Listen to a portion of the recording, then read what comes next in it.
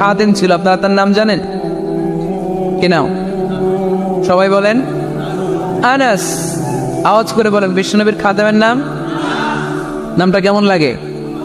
ভালো লাগে? ছেলে হইলে রাখবেন তো? রাখবেন? অনেকে আমার জিজ্ঞেস করে যে আমার একটা ছেলের নাম বলে দেন। এই এলাকার যদি কারো সম্ভাব্য আগন্তুক 2-1 মাস পরেই ছেলে পৃথিবীতে আসবে, এর নাম রাখবেন আনাস। নাম কি রাখবেন? খাদিমু রাসূলিল্লাহ, আল্লাহ রাসূল সাল্লাল্লাহু আলাইহি ওয়াসাল্লামের খাদেম। এই খাদেমের কাছ থেকে একটু শোনেন ওনার মালিক কেমন ছিল, শুনবেন নাকি কষ্ট হচ্ছে? সম্মানিত ভাইয়েরা খেয়াল রাখবেন, কোন পীর সাহেবের ব্যাপারে যদি আপনি রিপোর্ট চান, পীর সাহেবের বউয়ের কাছ থেকে শুনবেন। কথা কয় না, বোঝে নাই বোধ হয়। একজন পীর সাহেব হুজুর উনি কেমন, রিপোর্ট নেবেন কার কাছ থেকে? কার কাছ থেকে? বউয়ের কাছ থেকে। একজন বড় সাহেব, বড় নেতা, তার ব্যাপারে যদি রিপোর্ট পেতে চান, আমি কয়েকটা জায়গা বলে দিই, এই জায়গাগুলো থেকে রিপোর্ট নেবেন। 1 নাম্বার তার ড্রাইভার, 1 নাম্বার।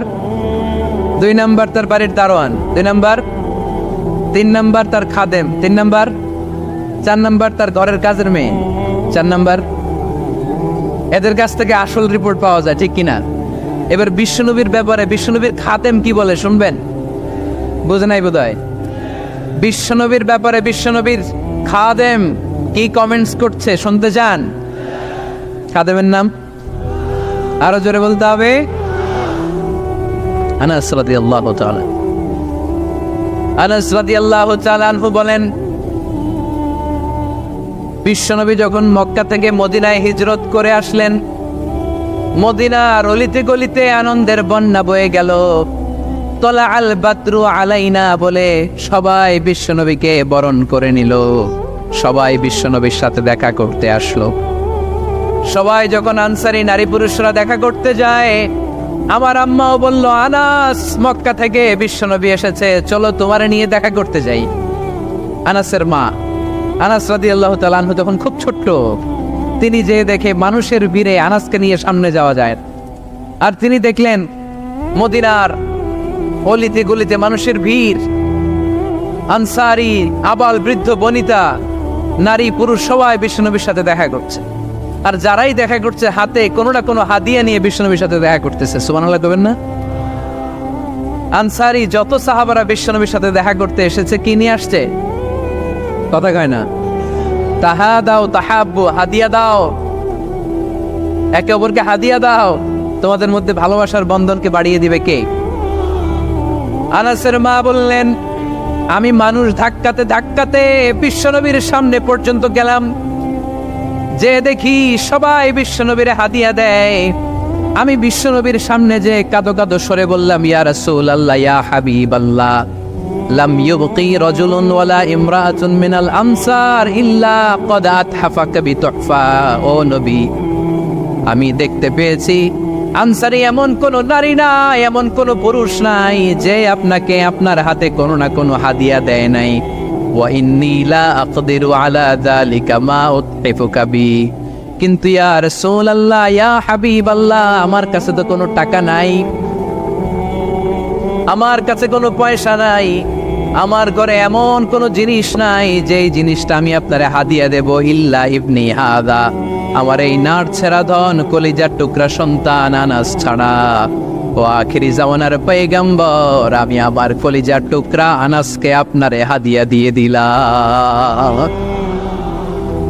ইয়া রাসূলুল্লাহ, মদিনার আনসারী এমন কোন নারী পুরুষ কেউ তো বাকি নাই যে আপনাকে হাদিয়া দেয় নাই, সবাই তো হাদিয়া দিল, কিন্তু আমি তো হাদিয়া দেওয়ার মতো আমার কাছে কিছু নাই। আপনারা কি হাদিস থেকে নেয়া এই গল্পটা বুঝতে পেরেছেন? কথাটা শুনতেছিলেন? আনাস রাদিয়াল্লাহু তাআলা আনহুর মা বললেন, ইয়া রাসূলুল্লাহ, আনসারী এমন কোন নারী নাই, এমন কোন পুরুষ নাই যে আপনারা হাদিয়া দেয় নাই, কিন্তু আমার তো হাদিয়া দেওয়ার মতো কিছু নাই আমার এই কলিজার টুকরা আনাস ছাড়া। কি আর আমি করব? আমার কলিজার টুকরা আনাসকে আমি আপনার দরবারে হাদিয়া দিয়ে দিলাম। ইয়া রাসূলুল্লাহ, আমার ছেলেটারই আপনারা হাদিয়া দিলাম। খুদ হাদা ইয়াখদুমু কামা বাদালাক, আপনার যেই কাজ লাগবে, যেই খেদমতের প্রয়োজন, আপনার এই খেদমত করবে। ও নবী, আমি জানি আনাস আপনার বেশি খেদমত করতে পারবে না, আনাস আপনার মেসওয়াক এনে দিবে, অজুর পানি এনে দিবে, জুব্বা লাগলে জুব্বাটা এনে দিবে, ছোটখাটো কাজ করে আপনারে সাহায্য করবে। আমার কলিজার টুকরা সন্তানকে চিরকালের জন্য আমি আপনারে হাদিয়া দিয়ে দিলাম। আনাস রাদিয়াল্লাহু তাআলা আনহু বর্ণনা করছেন, আমি দাঁড়িয়ে দাঁড়িয়ে শুনছি আমার আম্মা বলছে আমি নাকি বিশ্বনবীর জন্য হাদিয়া। সুবহানাল্লাহ পড়েন। এবার খেদমত শুরু করলো সাইয়েদনা আনাস। ছোট্ট মানুষ কি আর করবে, কতটুকু খেদমত আর করতে পারবে? বিশ্বনবীর মেসওয়াকটা এনে দেয়। সুবহানাল্লাহ পড়েন। বিশ্বনবীর আতরের শিশিটা এনে দেয়, বিশ্বনবীর জাইতুনের তেলের বোতলটা আগিয়ে দেয়, বিশ্বনবীর জামাটা প্রয়োজনে বিশ্বনবীর হাতে এনে দেয়। সাইয়েদনা আনাস বলেন, আমি 1 বছর নয়, 2 বছর নয়, 5 বছর নয়, 7 বছর নয়, 10 বছর বিশ্বনবীর খেদমত করেছি। ফামা দারাবানি, 10 বছরে একদিনও তিনি আমারে মারে নাই। সুবহানাল্লাহ।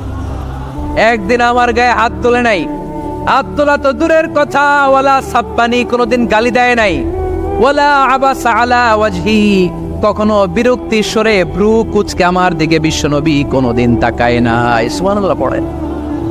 কোনোদিন আমার গায়ে হাত চলে নাই। আরে হাত তোলা তো দূরের কথা, আমাকে ধমকি পর্যন্ত দেয় নাই। ধমকি দেয়া তো দূরের কথা, আমরা অনেক সময় বিরক্ত হয়ে ভ্রু কুচকাই না। এরকম বিরক্তি হইলে আমরা কারোর প্রতি বিরক্ত হলে কি হয়? কপাল ভ্রু কুচকে ওঠে, ঠিক কিনা? সাইয়েদনা আনাস বললেন, কোনোদিন মারে নাই। খাদেম বলতেছে, খাদেম, বড় সাহেবের রিপোর্ট কার থেকে নিতে হয়? হয় খাদেম, নয় দারোয়ান, নয় ঘরের কাজের মেয়ে, তা না হলে ড্রাইভার। বিশ্বনবীর খাদেম বিশ্বনবীর ব্যাপারে কি কমেন্ট করছে? মা সাব্বানি ওয়ালা জারাবানি ওয়ালা আবাসা ফি ওয়াজহি। এই 10 বছরের খেদমতের জিন্দেগিতে কোনোদিন বিশ্বনবী আমারে মারে নাই, গায়ে হাত তোলে নাই। আরে হাত তোলা তো দূরের কথা, একটা ধমকও দেয় নাই। আরে ধমক দেয়া তো দূরের কথা, বিরক্তির সুরে ভ্রু কুচকে আমার দিকে কখনো তিনি তাকায় নাই। চিল্লায় বলো সুবহানাল্লাহ। আর আজকে মাইক পেলে মানবতা, মানবাধিকারের কর্মী কি সুন্দর কথা বলে, উইমেন রাইটস এর কথা বলে, শিশু শ্রম নিয়ে কথা বলে, আর বাড়িতে কাজের মেয়ের গায়ের মধ্যে খুন্তি, গরম খুন্তি পিঠের মধ্যে লাগিয়ে পিঠ ঝলসিয়ে দেয়। এরকম আছে না নাই? পত্রপত্রিকায় প্রায় দেখা যায় যে কাজের মেয়েদেরকে কি অত্যাচার করে। খুন্তি গরম করে করে চামড়ার মধ্যে লাগিয়ে স্কিন ঝলসে ফেলেছে, গ্রিলের মধ্যে বেঁধে রেখেছে, সময় মতো খাবার দেয় নাই, পিটিয়ে মাথার চুল কামিয়ে মাথা ন্যাড়া করে দিয়েছে। এরকম আছে না নাই? এরা মানবাধিকারের ঠিকাদার, এরা মানবাধিকারের কথা বলে। আর বিশ্বনবী ইসলামের খাদেম বিশ্বনবীর ব্যাপারে বলেছে, কোনোদিন মায়ের তো দূরের কথা, হাত তোলা তো দূরের কথা, আরে ধমক দেয়া তো দূরের কথা, বিরক্তির চেহারা নিয়েও কোনোদিন বিশ্বনবী আমার দিকে তাকায় নাই। চিল্লায় পড়েন সুবহানাল্লাহ। বিশ্বনবী একবার সাইয়েদনা আনাস রাদিয়াল্লাহু তাআলা আনহুকে একটা ছোট্ট জিনিস আনতে পাঠালেন। সাইয়েদনা আনাস রাদিয়াল্লাহু তাআলা আনহু জিনিসটা আনতে যে মদিনার অলিতে গলিতে বাচ্চাদের খেলা দেখে জিনিস আনতে ভুলে খেলায় দাঁড়িয়ে গেলেন। ছোট্ট মানুষ, ছোট্ট একটা বাচ্চা যদি আমার সাথে নেই, সে কি আমার প্রয়োজন বুঝবে? আমার সেন্টিমেন্ট যেরকম বাচ্চা কি ওটা টের পাবে? ছোট্ট আনাসকে বললেন, আমার জুব্বা নিয়ে আসুন। বিশ্বনবী ইসলাম শাম দেশের জুব্বা পড়তেন, বলতেন জুব্বা নিয়ে এসো। জুব্বা আনতে যখন বেরোলেন আনাস রাদিয়াল্লাহু তাআলা আনহু, দেখলেন মদিনার অলিতে গলিতে বাচ্চারা কুতকুত খেলে। কি খেলে? আপনারা খেলেন? তো এই খেলা দেখে আনাস রাদিয়াল্লাহু তাআলা আনহু ভুলে গেলেন যে বিশ্বনবীর জামা আনতে হবে। উনি ভুলে যে উনিও দাঁড়িয়ে খেলা দেখতে শুরু করলেন। এখন ঘন্টার পর ঘন্টা যায়, আনাসও আসে না, জামাও আসে না। বিশ্বনবী ভাবলেন, হায় রে, আনাস মনে হয় ভুলে গিয়েছে, কি আর করা যায়, নিজের জামা নিজেই নিয়ে আসে। বিশ্বনবী বের হলেন জামা আনতে। বের হয়েই দেখে মদিনার গলিতে বাচ্চারা খেলতেছে, ওইদিকে আনাস রাদিয়াল্লাহু আনহু দাঁড়ান। বিশ্বনবী সাল্লাল্লাহু আলাইহি ওয়াসাল্লাম কিছু বললেন না, যে উনিও আনাস রাদিয়াল্লাহু তাআলা আনহুর পাশে দাঁড়িয়ে খেলা দেখতে আরম্ভ করলেন। সুবহানাল্লাহ পড়বেন না?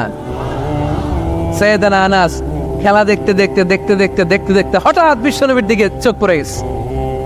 বিশ্বনবীর চোখের দিকে যখন সাইয়েদনা আনাস রাদিয়াল্লাহু তাআলা আনহুর চোখ পড়ে গেছে, সাইয়েদনা আনাস বলে, আমার কলিজাটা এখান থেকে এই দিকে চলে আসছে। ভয়ে, কিসে? ভয়ে। উনি বললেন, আমার গলা শুকিয়ে যেতে আরম্ভ করলো, কাঁপতে লাগলাম। আয় হায়, এখন আমার মনে পড়ছে বিশ্বনবীর জামা আনতে পাঠাইছিল, ভুলে গেছে খেলার আবেশে পড়ে। উনি বললেন, বিশ্বনবী আমারে ধমক দেন নাই, আমার গায়ে হাত তোলেন নাই, জামা আনতে পাঠাইছি, এখানে খেলা দেখতেছো এটাও বলেন নাই, বিরক্তিও প্রকাশ করেন নাই। বিশ্বনবী শুধু একটা হাসি দিয়েছেন, স্মাইল। কি দিয়েছেন? একটা মুচকি হাসি দিয়েছেন। কি হাসি? সাইয়েদনা আনাস বলে, ওই যে ওই দিনের বিশ্বনবীর মুচকি হাসির শাসন, মরার আগের দিন পর্যন্ত আমি আনাসকে সোজা রাস্তায় রেখেছি, আর ডানে বায়ে নেয় নাই। শাসন করতে জানলে লাঠি লাগে না, শাসন করতে জানলে ধমক লাগে না, শাসন করতে জানলে পিট্টি দেয়া লাগে না। মুচকি হাসি দিয়েও শাসন করা যায় কি যায় না? সাইয়েদনা আনাস বলেন, কোনোদিন মারে নাই, কোনোদিন ধমক দেয় নাই, সব সময় আমাকে আদর করেছে। চিল্লায় পড়েন সুবহানাল্লাহ। এজন্য সব সময় বিষ্ণু ইসা ইসলাম শ্রমিকদেরকে ভালোবাসতেন। শ্রমে কোনো লজ্জা নাই, লজ্জা হচ্ছে অলসতায়। আজ থেকে এই মাহফিল, এই এত বড় আয়োজন, এত বড় গ্যাদারিং তখনই সার্থক হবে যখন আমরা এই সিদ্ধান্তে আসতে পারবো যে আমরা অলস সময় কাটাবো না, আমরা আমাদের এই সময়গুলোকে প্রোডাক্টিভ ওয়েতে কাজে লাগাবো, কোনো না কোনো কাজের সাথে জড়িত হব। Never under estimate any job, whether it's big or small, বড় হোক বা ছোট হোক, কোনো কাজকে আমরা ছোট করে দেখবো না। যে কোনো কাজ করো না ভাই, যে কোনো কাজ করো, তা যেন হয় সবার চেয়ে সবচেয়ে সুন্দর। আমাদের অবসর সময়গুলোকে কাজে লাগানোর দরকার আছে না নাই? আমরা নিজেদেরকে কর্মঠ করে, কর্মজীবী হিসেবে, শ্রমজীবী হিসেবে নিজেদেরকে প্রতিষ্ঠিত করতে চাই। রাজি আছে মুসলমান? লক্ষ্মীপুরের যুবক ছেলেরা আওয়াজ করে বলো, পারা যাবে? লজ্জা কিসে? লজ্জা কিসে? অনেকে টাঙ্কি মারে, এদিক সেদিক ঘুরে, আর বলে আমার আব্বা চেয়ারম্যান। আরে তোর আব্বা চেয়ারম্যান, তুই কি? আমার আব্বা MP, member of the parliament. আরে তোর বাবা এমপি, এটা তো তার গৌরব, তোর কি আছে সেটা বল। এজন্য নিজের পায়ে দাঁড়াবো। অলসতার সাথে আমাদের কোনো সম্পর্ক। আজকের এই মাহফিল থেকে আমরা অলসতা, অকর্মণ্যতাকে নো বলে দিলাম। অলসতাকে আমরা কি বললাম? আরো জোরে বলতে হবে, অলসতাকে কি বলবো? আর সব সময় কর্মঠ থাকবো, এনার্জেটিক থাকবো, নিজের পায়ে দাঁড়াবো, আইডিয়া জেনারেট করব, এন্টারপ্রেনার হওয়ার চেষ্টা করব। নতুন নতুন উদ্যোক্তা হওয়ার মাধ্যমে আমরা আমাদের নিজেদের ভাগ্য পরিবর্তনের চেষ্টা করব। কারণ আল্লাহ বলেছেন, ইন্নাল্লাহা লা ইউগাইয়িরু মা বিকাওমিন হাত্তা ইউগাইয়িরু মা বিআনফুসিহিম। আল্লাহ তাআলা ততক্ষণ পর্যন্ত কোনো জাতির ভাগ্যের চাকার পরিবর্তন করে না যতক্ষণ পর্যন্ত ওই জাতি নিজে নিজের ভাগ্যের চাকার পরিবর্তন করতে না চায়। চিল্লা এখন ঠিক কিনা? লাকাদ খালাকনাল ইনসানা ফি কাবাদ। আমি মানব জাতিকে কষ্ট সহিষ্ণু আর কর্ম সহিষ্ণু করে তৈরি করেছি। স্রষ্টা আমাদেরকে সৃষ্টি করে এক সংগ্রামে ঠেলে দিয়েছে। এখানে সংগ্রাম না করলে বেঁচে থাকা যায়? আমাদের সংগ্রামটা শুরু হয়েছে যখন আমরা মায়ের পেট থেকে বেরিয়েছি, ঠিক কিনা? একটা বাবার স্পার্মের মধ্যে 2 কোটি যদি শুক্রাণু না থেকে, সেখান থেকে সন্তান হয় না। তার মানে এই 2 কোটি শুক্রাণুর মধ্য থেকে আপনি একজন সফল মানুষ, যিনি বাকি 2 কোটির মধ্যে থেকে সব শুক্রাণুগুলোকে হারিয়ে আপনি সফল হতে পেরেছেন। সেখান থেকে দুনিয়ার বুকে আপনি যখন এসেছেন, আপনাকে সংগ্রাম করে আসতে হয়েছে। যারা সিজারের মাধ্যমে পৃথিবীতে আসে তাদের এই সংগ্রামটা থাকে না, কিন্তু যারা নর্মাল প্রসেসে পৃথিবীতে আসে তাদের প্রচন্ড সংগ্রাম করে, প্রচন্ড চাপা খেয়ে পৃথিবীতে আসতে হয়, ঠিক কিনা? কারণ আমাদের সাইজ ছিল অনেক বড়। আমাদের মায়ের যে অঙ্গটা দিয়ে আমরা পৃথিবীতে আসব, ওই জায়গাটা ছিল খুবই সরু। আমাকে সংগ্রাম করে, আমাকে যুদ্ধ করে, আমার নিজের অস্তিত্বের প্রমাণ দিয়ে চিৎকার মেরে এই পৃথিবীতে আসতে হয়েছে। চিল্লায় বলো ঠিক কিনা? এজন্য এই পৃথিবীর বুকে আমরা যতদিন থাকবো সংগ্রাম করে বাঁচতে হবে, ঠিক কিনা? সূরাতুল জুমার 10 নম্বর আয়াতে আল্লাহ তাআলা আমাদেরকে কর্মচঞ্চল হতে বলেছেন, কাজ করে খেতে বলেছেন। কাজে লজ্জা নেই, লজ্জা অলসতায়। কাজে লজ্জা আছে? লজ্জা কিসে? অলসতায়, অকর্মণ্যতায়।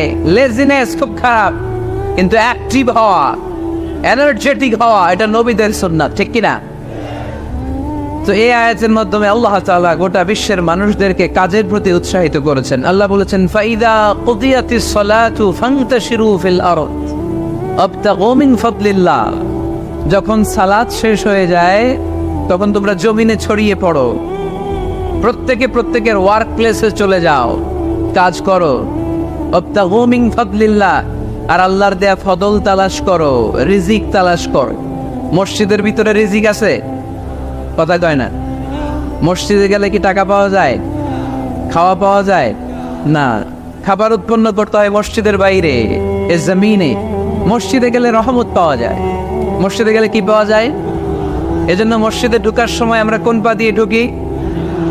আর কি পড়ি? আল্লাহুম্মা ইফতাহলি আবওয়াবা রাহমাতিক, আল্লাহুম্মা ইফতাহলি আবওয়াবা রাহমাতিক। আমরা বলি, হে আল্লাহ, আপনি আপনার রহমতের দরজা আমাদের জন্য খুলে দেন। সুবহানাল্লাহ পড়েন।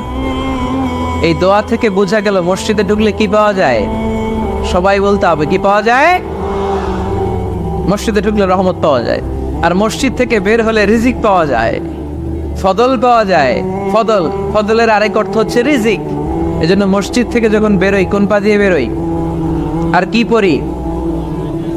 আল্লাহুম্মা ইন্নী আসআলুকা মিন ফাদলিক, হে আল্লাহ, আপনার কাছে আমি আপনার ফদল চাই, রিজিক চাই। এই ফদলের কথাই আল্লাহ কোরআনে বললেন, فَإِذَا قُضِيَتِ الصَّلَاةُ فَانْتَشِرُوا فِي الْأَرْضِ وَابْتَغُوا مِنْ فَضْلِ اللَّهِ وَاذْكُرُوا اللَّهَ كَثِيرًا لَعَلَّكُمْ تُفْلِحُونَ। সুবহানাল্লাহ পড়েন। আল্লাহ ডেকে বললেন, গোলাম, যখন সালাত শেষ হয়ে যায় জমিনে ছড়িয়ে পড়ো, মসজিদে বসে থেকো না। আদেশটা কার? সালাত যখন শেষ, মসজিদে বসে থাকার দরকার নাই, জমিনের মধ্যে ছড়িয়ে ছিটিয়ে পড়ো। ওয়াবতাগু মিন ফাদলিল্লাহ, আমার ফদল তালাশ করো, আমার রিজিক তালাশ করো, বেশি বেশি আমাকে স্মরণ করো। সুবহানাল্লাহ পড়েন। তার মানে ইসলামের বিধান হচ্ছে, যখন সালাতের সময় হবে আপনি মসজিদে যাবেন, আবার সালাত শেষ আপনি আপনার কাজে চলে যাবেন। when you are done with your salah, spread out to your workplace। কাজ শেষ তো আপনার কর্মস্থলে চলে যান। এটা হচ্ছে ইসলামের নিয়ম। নামাজের আজান যখন হবে সবাই মসজিদে ঢুকবে, সালাম ফিরিয়ে নামাজ শেষ সবাই মসজিদ থেকে বের হয়ে যাবে। শিক্ষক চলে যাবে স্কুলে, কৃষক চলে যাবে ফসলের খেতে, ব্যবসায়ীরা চলে যাবে শপিং মলে, মেম্বার অব দ্য পার্লামেন্ট চলে যাবে সংসদ ভবনে। যে যার কাজের মধ্যে সে তাড়াতাড়ি ইনভলভ হয়ে যাবে। সালাত শেষ, কাজে ঝাঁপিয়ে পড়ো। আদেশটা কার? তাহলে ইসলামে ইবাদতের অ্যাটিটিউডটা বুঝতে পারছেন? কাজের সময় কাজ, নামাজের সময়, আওয়াজ করে বলেন, কাজের সময়, নামাজের সময়। সুন্দর হয়েছে না বিষয়টা? ফাইদা কুদিয়াতিস সালাতু ফান্তাশিরু ফিল আরদ, যখন তোমাদের সালাত শেষ তখন জমিনে ছড়িয়ে পড়ো। জমিনটাকে আল্লাহ আমাদের জন্য উর্বর বানিয়েছেন। জমিনে বীজ রোপণ করে দিলেই এখানে ফসলের ব্যবস্থা করে দেয় কে? ওয়াল্লাযী জাআলা লাকুমুল আরদা যালুলান ফামশু ফি মানাকিবিহা ওয়া কুলু মির রিজকি ওয়া ইলাইহিন নুশুর। তিনি তো এমন সত্তা যিনি তোমাদের জন্য জমিনটারে ফ্ল্যাট বানিয়ে দিয়েছেন, সমতল বানিয়ে দিয়েছেন। এই জমিনের অলিতে গলিতে, বনে বাদারে, রাস্তায়, সাগরে, পাতালে, পাহাড়ে, বিভিন্ন জায়গায় তোমরা ঘুরে বেড়াও, সেখানে যে আমি আল্লাহর রিজিক তালাশ করো। সুবহানাল্লাহ। এই জমিনটাকে আল্লাহ সাহালাতুল মাসালিক, চলার জন্য সহজ বানিয়ে দিয়েছেন, ফ্ল্যাট। বিমান থেকে এটা খুব সুন্দর দেখা যায়, জমিনটা খুব ফ্ল্যাট দেখা যায়, সমতল। এই সমতল হওয়ার কারণে এখানে চাষাবাদের সুযোগ সুবিধা করে দিয়েছে কে? তাহলে বোঝা গেল এই জমিনটা সমতল এবং উর্বর, ভেরি ফার্টাইল ল্যান্ড। আমাদের সালাত শেষ আমরা কাজে চলে যাব, আবার আজান হলে মসজিদে ঢুকে যাব। এটাই হচ্ছে ইসলামের নিয়ম। সাইয়েদনা ওমর ফারুক যখন মসজিদে নববীর ইমাম, তিনি ইয়ামান দেশের কিছু লোকদের সাথে সাক্ষাৎ করলেন। কোন দেশে? ইয়ামান, যুদ্ধ বিধ্বস্ত একটা দেশ এখন। প্রাচীন নগরী হাদরামাউত বা আলাবাক, এই ইয়ামান দেশের কিছু লোকের সাথে তিনি সাক্ষাৎ করলেন। তারা গোল হয়ে বসে থাকে, নামাজের পরে যায় না, বসে বসে সুবহানাল্লাহ পড়ে, আলহামদুলিল্লাহ পড়ে জিকির করে। ওমর ফারুক ভাবলেন দেখি পরের ওয়াক্তে কি হয়। উনি আসরের নামাজে ইমামতি করতে আসলেন, এসে দেখলেন ইয়ামানের লোকেরা মসজিদের বারান্দায় আশেপাশে বসে আছে, সবাই যায়, এরা যায় না। মাগরিবের সালাতে উনি ইমামতি করতে আসলেন, ওমর ফারুক নামাজ শেষ করে দেখলেন সবাই চলে যায়, কিন্তু ইয়ামানের লোকগুলো যায় না। এশার সালাত পর্যন্ত তিনি ওয়েট করলেন। এশার নামাজ পড়ে চলে যাওয়ার সময় ওমর ফারুক দেখলেন সবাই নামাজ পড়ে কাজে চলে যায়, কিন্তু ইয়ামান দেশের লোকগুলো যায় না। ওমর ফারুক বললেন, মা বালুকুম মা খাতবুকুম, ঘটনা কি? কি হয়েছে তোমাদের? সবাই নামাজ পড়ে চলে যায়, কাজে যায়, তোমরা যাও না কেন? এখানে কি করো? ইয়ামানিরা বলতে শুরু করলো, নাহনু আল মুতাওয়াক্কিলুনা আলাল্লাহ, আমরা এখানে আল্লাহর উপর তাওয়াক্কুল করে বসে আছি। উমর ফারুক অবাক হলেন, আনতুম আল মুতাওয়াক্কিলুনা ফিল্লাহ, তোমরা আল্লাহর উপর তাওয়াক্কুল করে বসে আছো? তো এই যে সারাটা দিন খাপটি মেরে এখানে বসে থাকলে তোমাদের খাবার আসে কোত্থেকে? উপার্জন হয় কি করে? ইনকাম আসে কোত্থেকে? রুজি রুটি হয় কোত্থেকে? ইয়ামানি লোকগুলো বললো, আমরা এখানে বসে বসে জিকির করি, তেলাওয়াত করি, বুজুর্গের মতো বসে থাকি, আমাদের বুজুর্গিয়া জিকির দেখে আশেপাশের লোকেরা এসে আমাদেরকে খাবার দিয়ে যায়। উমরে ফারুক বললেন, সর্বনাশ, তাইলে তো তোমরা আল মুতাওয়াক্কিলুনা ফিল্লাহ নও, তোমরা হচ্ছে আল মুতাওয়াক্কিলুনা আলা বা'দিকুম বা'দা, একে অপরের উপর নির্ভরশীল। যারা প্লেটে করে খাবার নিয়ে আসে তোমরা তাদের উপর তাওয়াক্কুল করছো, কারণ তারা যদি প্লেট ভরে খাবার নিয়ে আসে তোমাদের পেটে কোনো দানা পানি পড়বে না। তোমরা আল্লাহর উপর মুতাওয়াক্কিলুনা আলাল্লাহ দাও, তোমাদের সাধ্যের সবটুকু করার পরে তারপরে তোমরা তাওয়াক্কুল করবে। কি সুন্দর ইসলাম! এক সাহাবী বললেন, ইয়া রাসূলুল্লাহ, আমি উটে চড়ে এসেছি, তো আপনি তো আমাদেরকে তাওয়াক্কুলের ওয়াজ করেছেন, আমি উটের রশিটা গাছের মধ্যে না বেঁধে যদি শুয়ে থেকে আল্লাহর উপর তাওয়াক্কুল করে, উটটা থাকবে না?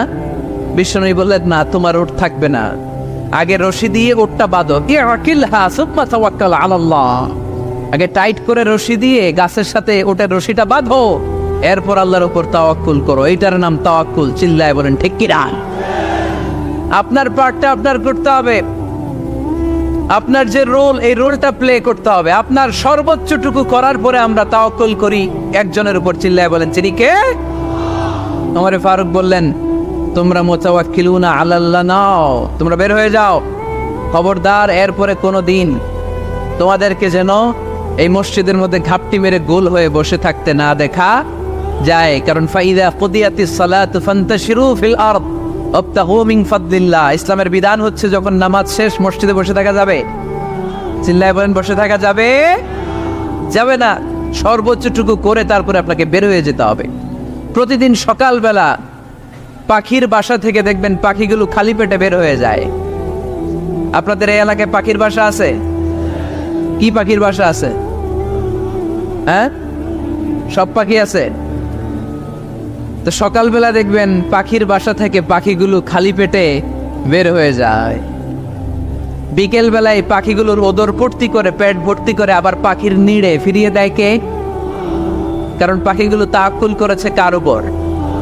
পাখিগুলো তাওয়াক্কুল করে যদি পাখির নিড়েই বসে থাকতো, ওদের পেটে খাবার আসতো? কথা বলেন। বিশ্বনবী এটাই বললেন, তাকদু খিমাসান ওয়া তারুহু বিতানান, তোমরা যদি পাখির মতো তাওয়াক্কুল করো, মানে আল্লাহর উপর তাওয়াক্কুল করে জমিনে বের হয়ে যাও, তোমাদেরও রিজিকের দায়িত্ব নিয়ে নিবে কে? সকালবেলা প্রতিটা পাখি না খেয়ে বের হয়ে যায়, একটা পাখির পেটের ভেতরে কোনো দানা পানি নাই, কিন্তু আল্লাহর উপর তাওয়াক্কুল করে পাখিগুলো যখন বের হয়ে যায়, বিকেল বেলা পেট ভর্তি করে, ওদর ভর্তি করে আবার পাখির নিরে পাখিগুলোরে ফিরিয়ে দেয় কে? পাখিগুলোকে আমাদের মতো খাবার জমা করে রাখতে পারে? আমরা তো 7 দিনের বাজার একবারে করে ফ্রিজে রাখি। পাখিদের ফ্রিজ আছে না? আছে। আমাদের অতিরিক্ত টাকা হলে আমরা ব্যাংকে ব্যালেন্স করে রাখতে পারি, অ্যাকাউন্ট করে রাখতে পারি। পাখিরাও তো অ্যাকাউন্ট করে রাখে না? না, প্রতিদিন না খেয়ে বের হয়। কালকে ওই পাখিটা কি খাবে, কোন জায়গা থেকে তার রিজিকের ব্যবস্থা হবে, আল্লাহ ছাড়া কেউ জানে। এটার নাম তাওয়াক্কুল। এটার নাম কি? আমাদের সাধ্যের, আমাদের ক্যাপাসিটি, আমাদের ক্যাপাবিলিটির সবটুকু করে আমরা তাওয়াক্কুল করি একজনের উপর। চিল্লায় বলেন তিনি কে? এজন্য ইসলাম আমাদেরকে শিখায়, সালাত যখন শেষ বের হয়ে যাও, কাজে নেমে পড়ো। কাজে কোনো লজ্জা নাই, পরিশ্রমে কোনো লজ্জা আছে? যিনি রিক্সা চালায় এতে তার কোনো লজ্জা আছে? দিনমজুর, কুলি, ঠেলা গাড়ি চালায়, ছোট্ট ব্যবসা করে, এতে কোনো লজ্জা আছে? লজ্জা নাই। খেয়াল রাখবেন, লজ্জা হচ্ছে অলসতায়। লজ্জা কিসে? বিষ্ণু ঈসা ইসলাম বলেছেন, মা আকালা আহাদুন তুআমান কাত্তু খায়রুম মিন আইয়াকুলা মিন আমালি ইয়াদি, নিজ হাতে উপার্জিত খাবারের চেয়ে, অর্থের চেয়ে শ্রেষ্ঠ খাবার পৃথিবীর কোনো মানুষ কোনোদিন ভক্ষণ করে নাই। চিল্লায় কোন সুবহানাল্লাহ। শ্রেষ্ঠতম খাবার নিজ হাতে উপার্জিত খাবার, ঘাম জড়িয়ে যে অর্থ উপার্জন করা হয়, যে ইনকাম করা হয়, এটা হালাল। আর হালাল খেয়ে দোয়া করলে কবুল করে কে? এজন্য খেটে খাওয়া মানুষ, শ্রমজীবী মানুষ আর মেহনতি মানুষদেরকে বিশ্বনবী খুব ভালোবাসতেন। তারা বিশ্বনবীর বন্ধু আর বিশ্বনবী ছিল তাদের বন্ধু। সুবহানাল্লাহ পড়েন। এত ভালোবাসতেন বিশ্বনবী খেটে খাওয়ার মেহনতি মানুষদেরকে। সব সময় বিষ্ণু ইসলাম তাদের জন্য দোয়া করতেন। এজন্য যারা খেটে খায় তারা কপালওয়ালা, তারা মুস্তাজাবুদ দাওয়া। তারা কি? মুস্তাজাবুদ দাওয়া মানে এমন ব্যক্তি যে ব্যক্তি দোয়া করতে দেরি হয় কিন্তু দোয়া কবুল হতে দেরি হয় না। আপনারা এখানে ব্যবসা করেন কে কে? দেখি তো, হাত তুলেন তো। ব্যবসা, মাশাআল্লাহ, অনেক ব্যবসায়ী আছে তো দেখি। আচ্ছা, হাত নামান। চাকরি করেন কে কে? চাকরি, চাকরিও তো অনেক করে দেখি, হাত নামান। প্রবাসী, ছুটিতে দেশে আসছেন। হুজুর আমি আছি, কই? আপনি দেখতে আসছেন? মাশাআল্লাহ। কোন দেশে থাকেন? সৌদি আরব। আলহামদুলিল্লাহ। সৌদিতে ভাল লাগে নাকি সৌদি স্বপ্নের দেশ, খাটতে খাটতে জীবন শেষ? ইনশাআল্লাহ। আচ্ছা, ইউনিভার্সিটির স্টুডেন্ট আছো কারা কারা দেখি? মাশাআল্লাহ, হাত নামাও। ক্লাস 5 থেকে ইন্টারমিডিয়েট পর্যন্ত পড়াশোনা করতেছো অথবা দাখিল আলিম পর্যন্ত, কারা কারা দেখি? মাশাআল্লাহ, হাত নামাও, হাত নামাও। একবারও যারা হাত তোলেন না এবার তারা হাত তোলেন। আন্নেরা কি করেন? হ্যাঁ, বেকার।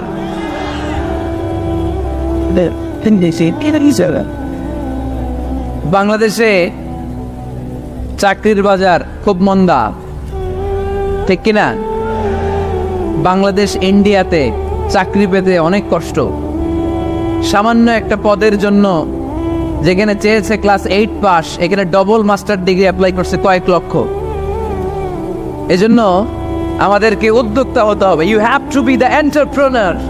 আমাদের উদ্যোক্তা দরকার, বেশি বেশি নতুন নতুন উদ্যোক্তা। নিজেই এমন আইডিয়া নিয়ে আসবে যেই আইডিয়া বিক্রি করে দুর্দান্ত আইডিয়া দিয়ে তুমি পুরো দেশ কাঁপিয়ে দিতে পারা যাবে না লক্ষ্মীপুরের ছেলেরা? আইডিয়ার অনেক দাম। You have to generate new ideas. নতুন নতুন আইডিয়া এনে মানুষ গোটা বিশ্বকে তাক লাগিয়ে দিচ্ছে। এই যে কয়েক বছর আগে কারের একটা রাইড চালু হয়েছে, নাম হয়েছে উবার। কি নাম? ঢাকায় যারা চলাফেরা করেন তারা হয়তো চড়েছেন। উবারের নাম শুনছেন না? এই উবার কোম্পানি কি করে জানেন? নিজেদের ব্যবসা নাই, পুঁজি নাই, পাত্তি নাই, অফিস নাই, কিচ্ছু নাই, কোটি কোটি টাকা হাতায় নিচ্ছে। Just idea, just they are generating new ideas. নতুন নতুন আইডিয়া দিয়ে গোটা বিশ্ব কাঁপিয়ে নিয়েছে একটা মোবাইল অ্যাপসের মাধ্যমে। কিসের মাধ্যমে? Mobile apps. একটা কোম্পানি খুলেছে, গোটা বিশ্বের সব প্রাইভেট কারওয়ালারা ওইখানে রেজিস্ট্রেশন করে আপনি মোবাইলে কোথায় যাবেন, কোত্থেকে যাবেন লিখবেন, গাড়ি আপনার বাড়ির সামনে এসে হাজির। তার একটা পার্সেন্টেজ ওই উবার কোম্পানি পায়। ইউনাইটেড স্টেটস অফ আমেরিকার একটা স্টেট আছে সান ফ্রান্সিসকো, ওইখান থেকে শুরু করছে। 775টা সিটিতে ওদের অপারেশন আছে। বাংলাদেশে ঢাকাতেও আছে। আমি মালয়েশিয়াতে থাকি, ওখানেও আছে, ওখানেও আমরা চড়ি। প্রায় 63টা দেশে ওদের কাজ বাজ আছে। গত বছরে 2018 সালে ওদের প্রফিট ছিল, রেভিনিউ ছিল $11.27 billion $, 11.27 billion $। Just they are selling their ideas. নতুন নতুন আইডিয়া দিয়ে গোটা বিশ্ব কাঁপাচ্ছে। এই উবার যখন চালু হলো, আমি তখন মালয়েশিয়ায়, শুনলাম বাংলাদেশে নতুন আর একটা বাইর হয়েছে, পাঠাও। কি নাম? এটা বোধহয় সারা বাংলাদেশ ব্যাপী হয় নাই, 3টা জায়গায়, সিলেটে, চট্টগ্রামে আর ঢাকায়। এরা আরো চালাক। বাংলাদেশের ছেলেপেলেদের মাথায় চিকন চিকন অনেক বুদ্ধি। এরা ভাবলো এই উবার দিয়ে আর আমরা কত আগাবো, আমাদের গাড়ি আরো ছোট করতে হবে। এরা মোটরসাইকেল রাইড দেওয়া শুরু করছে। জ্যামের শহর ঢাকা, চিপা চাপা দিয়া এরা আপনারা নিয়ে জায়গা মতো পৌঁছায় দিবে। তো এই যে উবারের পরে আমাদের ছেলেরা বানাইলো পাঠাও। এরপরে কত কিছু বানাচ্ছে ছেলেপেলেরা, আমি তো এগুলো দেখে অবাক। রকমারি.com নাম শুনছো? বিক্রয়.com নাম শুনছো?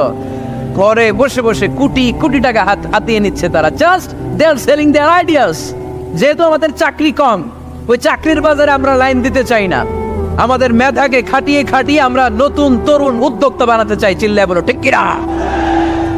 উদ্যোক্তা যত বাড়বে ততই দেশের কল্যাণ হবে। মানুষ তাদের আইডিয়াকে কাজে লাগিয়ে গোটা বিশ্বকে তাক লাগিয়ে দিচ্ছে। আমরা আমাদের সমতল ভূমিতে চাষ করতে চাই না। মালয়েশিয়াতে একটা এলাকা আছে ক্যামেরুন হাইল্যান্ড, ওরা পাহাড়ের মধ্যে চাষাবাদ করে গোটা মালয়েশিয়ার খাদ্যদ্রব্যের অভাবকে মুক্ত করে দিয়েছে। পাহাড়ের মধ্যে ওখানে ফুলের বাগান, ক্যামেরুন হাইল্যান্ড প্রায় 6000 ফিট উঁচু, প্রচন্ড ঠান্ডা। এই ঠান্ডা পাহাড়ে হিল ট্রাক্স এরিয়াতে মালয়েশিয়ার এই ক্যামেরুন হাইল্যান্ডে ওখানে আছে ফুলের বাগান, আছে ফলের বাগান, আছে চায়ের বাগান, ওখানে মধুর চাষ হয়, ওখানে শাকসবজি চাষ হয়, ওখানে অনেক কিছু চাষাবাদ হয়। ওই ফলমূল শাকসবজি দিয়ে গোটা মালয়েশিয়ার 14টা স্টেটে যত শাক সবজি ফলমূল লাগবে ওরা আঞ্জাম দেয়। আর আমরা আমাদের সমতল ভূমিতে চাষ করতে চাই না। আমরা চাষাবাদকে খুব লজ্জা মনে করি, এটা ভুল আইডিয়া। আমাদের যে এলাকা যে জিনিসের জন্য বিখ্যাত ওইটাকে আমাদের ব্র্যান্ডিং করতে হবে। লক্ষ্মীপুর কিসের জন্য বিখ্যাত? নারিকেল সুপারি। নারিকেল সুপারি যে পৃথিবীর কত মানুষ, ইন্দোনেশিয়ান লোকেরা মরির মতো খায় নারিকেল আর সুপারি। তো এইটারে আমাদের ব্র্যান্ডিং করতে হবে। যেই দেশে যেটা আছে, যেই এলাকা যেই পণ্যের জন্য বিখ্যাত ওইটা আমাদের ব্র্যান্ডিং করতে হবে। আমাদের আদমজির জুট মিল বন্ধ না? পাওয়ানি জুট মিল বন্ধ। আমাদের পাট শিল্পকে ধ্বংস করে দিয়ে ইন্ডিয়া এখন ওই কটনের পাঞ্জাবি বানায়, জুট কটনের পাঞ্জাবি। আছে না নাই? পুরা বাংলাদেশের মার্কেট এই জুট কটনের পাঞ্জাবি দিয়ে সয়লাভ। আমাদের বাংলাদেশের পাট দিয়ে যদি আমরা মিহি পাঞ্জাবি বানাতে পারতাম, গোটা বিশ্বকে, বিশ্ববাজারকে আমরা দখল করে নিতে পারতাম। ঠিক কিনা? এজন্য আমাদেরকে নতুন নতুন আইডিয়া জেনারেট করতে হবে। চাকরির পিছনে বসে থাকলে চলবে না। আর আজান যদি হয়ে যায় ছুটে যাব মসজিদে, আর নামাজ শেষ হলে আমরা আমাদের কাজের দিকে চলে যাব। চিল্লায় বলেন ঠিক কিনা? যেটাই করবো আমরা ভালোভাবে করব। আল্লাহ বলেছেন লিয়াবলুয়াকুম আইয়ুকুম আহসানু আমালা। লক্ষ্মীপুরের ভাইয়েরা আওয়াজ করে উত্তর দেন, আওয়াজ করে উত্তর দিতে হবে। জান্নাতে যেতে হলে 100তে কত নাম্বার পেতে হবে? হ্যাঁ, হয় নাই 51। কি নাম তোমার? হ্যাঁ, ফরহাদ। জান্নাতে যেতে হলে 100তে আমার দরকার 51। 100তে কত লাগবে? ফাআম্মা মান সাকুলাত মাওয়াজিনুহু ফাহুয়া ফি আইশাতির রাদিয়া। সেদিন মিজানের পাল্লা যার ভারী হয়ে যাবে সে আনন্দ উৎসবে থাকবে। তো মিজানের পাল্লা ভারী হওয়ার জন্য 100তে আমার কত পাওয়া লাগবে? কত পাওয়া লাগবে? 51 পেলেই হয়ে যাবে। এজন্য আল্লাহ বলছেন লিয়াবলুয়াকুম আইয়ুকুম আহসানু আমালা। যেটাই করবে ভালোভাবে করবে। আল্লাহ এটা পরীক্ষা করতে চান যে আমরা ভালোভাবে কে কতটুকু আমল করেছি। যারা আরবি বোঝেন, আলেম ওলামা, আপনারা জানেন এখানে আল্লাহ বলেননি লিয়াবলুয়াকুম আইয়ুকুম আকসারু আমালা। আল্লাহ এটা দেখতে চান যে তোমাদের মধ্যে থেকে কে বেশি আমল করে। এটা বলছে আল্লাহ? বলে নাই। আল্লাহ বলেছে লিয়াবলুয়াকুম আইয়ুকুম আহসানু আমালা, যে ভালো করে করে। এজন্য আমরা যাই করি না কেন কি করে করব? আওয়াজ করে বলতে হবে। কেমন করে করব? যে কোনো কাজ করো না ভাই, যে কোনো কাজ করো তা যেন হয় সবার চেয়ে সবচেয়ে সুন্দর। পড়েন, যে কোনো কাজ করো না ভাই, যে কোনো কাজ করো তা যেন হয় সবার চেয়ে সবচেয়ে সুন্দর। পড়েন, যে কোনো কাজ করো না ভাই, যে কোনো কাজ করো তা যেন হয় সবার চেয়ে সবচেয়ে সুন্দর। হোক না সেটা পড়া লেখা, রঙের ভাষায় ছবি আঁকা। পড়েন, হোক না সেটা পড়া লেখা, রঙের ভাষায় ছবি আঁকা। হোক না সেটা সামান্য কাজ কিংবা মহত্তর, তা যেন হয় সবার চেয়ে সবচেয়ে সুন্দর। যে কোনো কাজ করো না ভাই, যে কোনো কাজ করো তা যেন হয় সবার চেয়ে সবচেয়ে সুন্দর। চিৎকার করে বলেন ঠিক কিনা? আমরা যেটাই করি না কেন এটা ভালো করে করার দরকার আছে না নাই? এজন্য কাজে আর শ্রমে কোনো লজ্জা নাই। লজ্জা হচ্ছে অলসতায়। লজ্জা কিসে? অলসতায়। বিষ্ণু ঈসা ইসলামের কাছে এক সাহাবী এসে বলল, ইয়া রাসূলুল্লাহ আ'তিনি শাইআন, আপনি আমাকে কিছু দান করেন, আমার কিছুই নাই। বিষ্ণু বললেন, তোমার কিছু নাই? সাহাবী বললেন, ইয়া রাসূলুল্লাহ ঘরে আমার শুধু 2টি জিনিস আছে। কয়টা? চিল্লায় বলেন কয়টা? এক হচ্ছে একটা জামা, দুই হচ্ছে পানি খাওয়ার একটা জগ। বিষ্ণু বললেন এই দুইটাই নিয়ে আস। বিশ্বনবীর কথা শুনে ওই সাহাবী ঘর থেকে জামা নিয়ে আসলেন, পানি খাওয়ার জগ নিয়ে আসলেন। বিশ্বনবী সাল্লাল্লাহু আলাইহি ওয়াসাল্লাম ওনার মোবারক হাত দিয়ে এক হাতে জামা ধরে আরেক হাতে পানির জগটা ধরে সাহাবীদের দিকে উদ্দেশ্য করে বললেন, মাইয়াশতারি হাদাইন, এই দুইটা জিনিস কেনার মতো কে কে আছে দেখি। কয়েকজন হাত তুললো। বিশ্বনবী বললেন, কত দিয়ে কিনবা? এক সাহাবী বলে, ইন্নী আশতারি হিমা বিদিরহাম। ও নবী, যদিও এগুলো আমার দরকার নাই, কিন্তু আপনি যেহেতু নিলামে ডাক তুলেছেন, ইয়া রাসূলুল্লাহ, ইয়া হাবিবাল্লাহ, আপনার সম্মানে আমি 1 দিরহাম দিয়ে দুইটা জিনিস কিনে নেব। 1 দিরহাম, একটা জামা, একটা পানি খাওয়ার জগ, দাম কত? 1 দিরহাম। বিশ্বনবী বললেন, না না, 1 দিরহাম তো অনেক কম হয়ে যায়। মাইয়াজিদু আলা যালিক, এর চেয়ে বেশি দামে কে কিনবা? আরেক সাহাবী হাত তুলে বলতে লাগলো, ইয়া রাসূলুল্লাহ, ইয়া হাবিবাল্লাহ, ওয়া ইন্নী আশতারি হিমা বিদিরহামাইন, আমি এই জামাটার পানি খাওয়ার জগটা 1 দিরহাম নয় 2 দিরহামের বিনিময়ে কিনতে চাই। বিষ্ণু ইসা ইসলাম ওই সাহাবাকে দিয়ে দিলেন। দিয়ে 2 দিরহাম নিয়ে যে লোকটা ভিক্ষা করতে এসেছিল তার হাতে 2 দিরহাম দিয়ে বললেন, যাও 1 দিরহাম দিয়ে ঘরে খাবার কিনে দিয়ে আসো, আর 1 দিরহাম দিয়ে একটা কুঠার কিনে নিয়ে আসো। শুনতেছেন? কি কিনে নিয়ে আসো? কুঠার দিয়ে কি করে? গাছ কাটে। ওই সাহাবী কুঠার কিনে নিয়ে আসার পরে বিশ্বনবী নিজ হাতে কুঠারের মধ্যে একটা কাঠের হাতল লাগাই দিলেন। আল্লাহু আকবার! হাতল ছাড়া কুঠার ইউজ করা যাবে? বিশ্বনবী নিজ হাতে ওই কুঠারের ভেতরে একটা হাতল লাগাই দিলেন আর বললেন, লা উরিদু আন আরাকা 15 আইয়াম, এই কুঠার নিয়ে জঙ্গলে যাও, গায়ে অনেক শক্তি আছে, কাঠ কাটো, এই কাঠ কেটে বাজারে বিক্রি করো, সামনের 15 দিন যেন আমি আমার চোখের সামনে তোমার না দেখি। বিশ্বনবীর পরামর্শ অনুযায়ী কুঠার নিয়ে ওই সাহাবী জঙ্গলে চলে গেলেন। কাঠ কেটে বাজারে বিক্রি করতে করতে 15 দিন পরে 10 দিরহাম নিয়ে বিশ্বনবীর দরবারে হাজির হয়ে গেলেন। 10 দিরহাম নিয়ে বিশ্বনবীর কাছে হাজির হয়ে গেলেন। সাহাবী এসে বলল, ইয়া রাসূলুল্লাহ, এখন আর আমার ভিক্ষা করা লাগে না, আমার গায়ে অনেক শক্তি আল্লাহ দিয়েছে, আই এম ভেরি এনার্জেটিক। আপনার দেয়া বরকতের কুঠার দিয়ে আমি কাঠ কেটে কেটে স্বাবলম্বী হতে শুরু করেছি। সুবহানাল্লাহ পড়ে। আমি এখন 10 দিরহামের মালিক। বিশ্বনবী বললেন, লা আইয়াহতাতিবা আহাদুকুম হুসবাতান আলা যাহরিহি খায়রুম মিন আইয়াসআলা শাইআন ফায়ু'তিয়াহু আও ইয়ামনাহু। যাদের গায়ে শক্তি আছে তারা ভিক্ষা না করে কাঠ কেটে পিঠে সেই বোঝা নিয়ে বাজারে বিক্রি করা অনেক ভালো, কারণ কারো কাছে যদি তুমি হাত পাতো সে দিতেও পারে, নাও দিতে পারে, আর কষ্ট করলে কষ্ট কোনোদিন বৃথা যায় না। চিল্লায় বলেন ঠিক কিনা? বিষ্ণু ইসা ইসলামের অনুপ্রেরণায় এই সাহাবা অল্প কিছুদিনের ব্যবধানে স্বাবলম্বী হয়ে গেলেন। What is the moral of the story? বিশ্বনবীর এই প্রফেটিক স্টোরি থেকে আমাদের কি শিক্ষা? লেসন নাম্বার 1, বিশ্বনবী চাইলেই ওই 2 দিরহাম দিয়ে বলতে পারতো, যাও খাবার দাবার কিনে ফ্যামিলিতে দিয়ে আসো। সে ওই 2 দিরহাম নিয়ে খাবার দাবার কিনে ফ্যামিলিকে খাইয়ে রাত্রে আবার ভিক্ষায় নামতো। কথা কন, রাত্রে কি করতো? ভিক্ষায় নামতো। বিষ্ণু ইসা ইসলাম তাকে কাজ করে খাওয়ার জন্য উৎসাহ দিলেন। পাশাপাশি বিষ্ণু ইসা ইসলাম পার্মানেন্ট সলিউশন দিলেন। এজন্য পার্মানেন্ট সলিউশনের ব্যবস্থা করতে হবে। অনেকে আমরা যাকাত দেই, জাকাতের শাড়ি দেই, জাকাতের লুঙ্গি দেই, আছে না নাই? লক্ষ্মীপুরে এরকম দেয় নাকি? কি দেয়? হ্যাঁ, গাড়ি গাড়ি দেয়, শাড়ি না। জাকাতের শাড়ি, জাকাতের লুঙ্গি বলতে কোনো কথা ইসলামে নাই। এগুলো খুব কম দামি শাড়ি, যাদেরকে এগুলো দেয়া হয় তাদেরকে অপমান করা হয়, ঠিক কিনা? আল্লাহ বলেছেন, ওয়ালাকাদ কাররামনা বানি আদম, I have dignified the status of the sons of Adam. আমি আদমের সব সন্তানদেরকে সম্মানিত করেছি। সুবহানাল্লাহ পড়েন। আপনাদের যে সম্মানিত কেউ আছে? মানুষের যে সম্মানিত গোটা বিশ্বে আর কোনো মাখলুকাত আছে?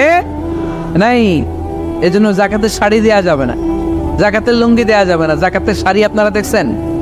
এটারে একবার ধোয়ার পরে দ্বিতীয়বার পরা যায় না। মশারি কি পাতলা, এর চেয়েও পাতলা। এই জন্য জাকাতের শাড়ি, জাকাতের লুঙ্গি বলতে ইসলামে কোনো পরিভাষা নাই। আপনাকে স্বাবলম্বী করে দেওয়ার চেষ্টা করতে হবে। যারা লক্ষ্মীপুর জেলায় বিজনেস ম্যাগনেট আছেন, তারা একসাথে হয়ে একটা স্ট্রং জাকাত ম্যানেজমেন্ট প্ল্যাটফর্ম করতে পারেন, যেখান থেকে আপনারা বিভিন্ন থানায় বিভিন্ন গ্রামে বাছাই করে করে কিছু ভাইদেরকে জাকাত দিতে পারেন স্বাবলম্বী করার উদ্দেশ্যে। যেই ফ্যামিলিকে আছে, কি নাম এটা, পল্লী উন্নয়ন ক্লাব, মাশাআল্লাহ, জাকাত ফান্ড দিয়ে বিদেশে লোক পাঠায়। এর চেয়ে সুন্দর পদ্ধতিতে জাকাত বিতরণ আর হতে পারে? যেই লোকটাকে, যেই ছেলেটাকে বিদেশে পাঠানো হয়েছে, ওই ফ্যামিলিটা আর কোনোদিন জাকাতের শাড়ি নেওয়ার জন্য লাইনে দাঁড়াবে? যেই ছেলেটাকে ওনারা অস্ট্রেলিয়ান গাভী কিনে দিছে, দুধ বিক্রি করে যেই ফ্যামিলিটা স্বাবলম্বী হতে শুরু করেছে, তারা আর কোনোদিন জাকাতের লাইনে যেয়ে দাঁড়াবে না। এজন্য জাকাত দিতে হবে স্বাবলম্বী করার জন্য। ইসলাম আমাদেরকে এটাই শিখিয়েছে, কাজ করে খেতে হবে।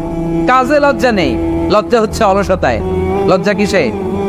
আজকের আলোচনা থেকে এটা মুখস্থ করে নিতে হবে, কাজে লজ্জা নেই। লক্ষ্মীপুরের ইয়াংস্টারেরা শ্রমে লজ্জা নেই, পরিশ্রমে লজ্জা নেই, লজ্জা অলসতায়। লজ্জা কিসে? আরো জোরে। নবীরা কি এমনি এমনি বসে বসে খাইছে? কঠিন পরিস্থিতিতেও নবীরা পরিশ্রম করে উপার্জন করা লেগেছে, ঠিক কিনা? সাইয়েদনা মারিয়াম আলাইহিস সালাম, যার নামে আল্লাহ তাআলা কোরআনে একটা সূরা দিলেন, উনি পৃথিবীতে এমন একজন মহিয়সী নারী, যেই নারীর গর্ভে, যেই নারীর পেটের ভেতরে স্বামীর স্পর্শ ছাড়া সন্তান দিয়েছে কে? সাইয়েদনা ঈসা আলাইহিস সালাম পেটে আসলেন, মারিয়াম আলাইহিস সালাম লজ্জা পেলেন। আয় হায়, কেমন করে এলাকাবাসীদের কাছে আমি আমার মুখ দেখাবো? বিয়ে করি নাই, স্বামী নাই, বিয়ে হয় নাই, স্বামী নাই, কিন্তু পেটে সন্তান চলে এসেছে। হায় হায়, এলাকায় কেমনে মুখ দেখাবো? লজ্জায় পড়ে মারিয়াম আলাইহিস সালাম এলাকা থেকে চলে গেলেন। কি অবাক করা কাণ্ড! বাচ্চা ভূমিষ্ঠ হওয়ার জন্য, বড় হওয়ার জন্য 6 মাস 7 মাস লাগে নাই, পেটে বাচ্চা আসার সাথে সাথে বাচ্চাটারে বড় করে দিয়েছে কে? সাইয়েদাতুনা মারিয়াম আলাইহিস সালাম এবার বসে বললেন, বুঝতে আরম্ভ করলেন প্রেগন্যান্সির পেইন উঠেছে। হঠাৎ করে পেট থেকে বাচ্চা ভূমিষ্ঠ হয়ে যাওয়ার পরে উনি কাঁপতে আরম্ভ করলেন। ক্ষুধার চোটে খাবার কিছু নাই, সামনে ঝর্ণা, উপরে একটা খেজুর গাছ। সাইয়েদনা ঈসা আলাইহিস সালামকে কোলে নিয়ে মারিয়াম আলাইহিস সালাম মনে মনে ভাবে, হায় রে, কেউ যদি একটু খেজুর পেড়ে দিত, এই ক্ষুধার মুহূর্তে আমি খেজুর খেয়ে পেটের ক্ষুধা নিবারণ করতাম। রব্বুল আলামিন মারিয়ামকে উদ্দেশ্য করে আয়াত নাজিল করে দিলেন, ওয়া হুজ্জি ইলাইকি বিজিযিন নাখলাতি তুসাকিত আলাইকি রাতাবান জানিয়া। কোরআন সাক্ষী, হুজ্জি ইলাইকি বিজিযিন নাখলা, এর মানে হচ্ছে মারিয়াম, কেউ পেড়ে দিবে না, একটু কষ্ট করে হাতটা উঁচু করে খেজুরের ডালা ধরে ঝাঁকুনি মারো, টষ্ট সে কাঁচা পাকা খেজুর নিচের দিকে পড়বে, তারপর তুমি তুলে খাবে। সুবহানাল্লাহ পড়েন। আল্লাহ চাইলে অটোমেটিক্যালি কারামাত হিসেবে খেজুরগুলো নিচে ফেলতে পারতেন না? কথাগণ, খেজুরগুলো অটোমেটিক্যালি নিচের দিকে পড়ছে? পড়ে নেই। আল্লাহ শিক্ষা দিয়েছে, যেই পরিস্থিতিতে থাকো না কেন, তোমাকে শ্রম ব্যয় করে, কষ্ট করে তোমার উপার্জন করতে হবে, রিজিকের বন্দোবস্ত করতে হবে। চিল্লায় বলেন ঠিক কিনা? ইসলাম আমাদেরকে এটাই শিখিয়েছে, কাজে লজ্জা নাই। আবার বিশ্বনবী বললেন, ইন খামাতিস সাআ ওয়া ফি ইয়াদি আহাদিকুম ফাসিলাতুন, তোমাদের কারো হাতে যদি একটা চারা বীজ থাকে, সে যদি দেখে কিয়ামত হতে শুরু করেছে, ফা ইন ইসতাতা আইয়াগরিসাহা ক্বাবলা আন তাকুমাস সাআ ফালইয়াগরিসহা, কারো হাতে একটা চারা বীজ নিয়ত করেছে, চারা বীজটা রোপণ করবে, ইন দ্য মিন টাইম দেখলো কিয়ামত হতে শুরু করেছে, বিশ্বনবী বললেন, যদি তোমার সুযোগ থাকে কিয়ামত হওয়ার আগে চারা বীজটা রোপণ করে দাও। কথা বুঝতে পেরেছেন? আপনার হাতে একটা চারা বীজ, আপনি প্ল্যান করেছেন এই চারা বীজটা রোপণ করবেন, ইন দ্য মিন টাইম দেখলেন কি হওয়া শুরু হয়েছে? ইযা জুলজিলাতিল আরদু জিলজালাহা, দ্য বিগেস্ট আর্থকোয়েক, ভূমিকম্প শুরু হয়েছে, কিয়ামত হয়ে যাবে। বিশ্বনবী বললেন, কিয়ামত হইতেছে ওদিকে, আর তোমার হাতে যদি চারা বীজ থাকে, দেরি করো না, কিয়ামত তোমার কাছ পর্যন্ত আসার আগে সুযোগ পেলে চারা বীজটা রোপণ করে দাও। ইসলাম শিখিয়েছে শেষ নিঃশ্বাস পর্যন্ত তোমাকে লড়ে যেতে হবে। এই পৃথিবীতে কেউ কাউকে জায়গা করে দেয় না, জায়গা করে নিতে হয়।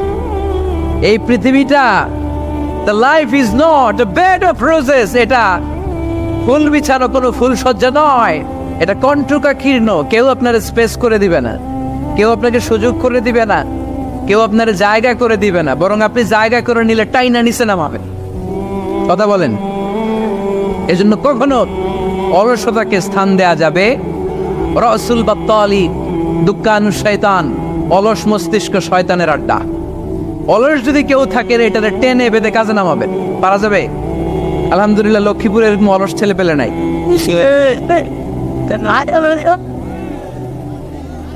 আছে। আমরা আজকে অলসতাকে নো বলে যাবো এই মাহফিল থেকে। অলসতাকে আমরা কি বলবো? আওয়াজ করে বলতে হবে। অলসতাকে কি বলবো আমরা? মুমিনের জীবনে কোনো অলসতা নাই। অলস হয় মুনাফিকরা। অলস হয় কারা?